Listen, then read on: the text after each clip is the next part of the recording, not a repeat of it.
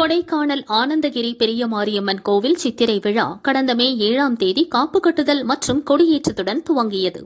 இவ்விழா வரும் 28ஆம் தேதி வரை நடைபெறுகிறது.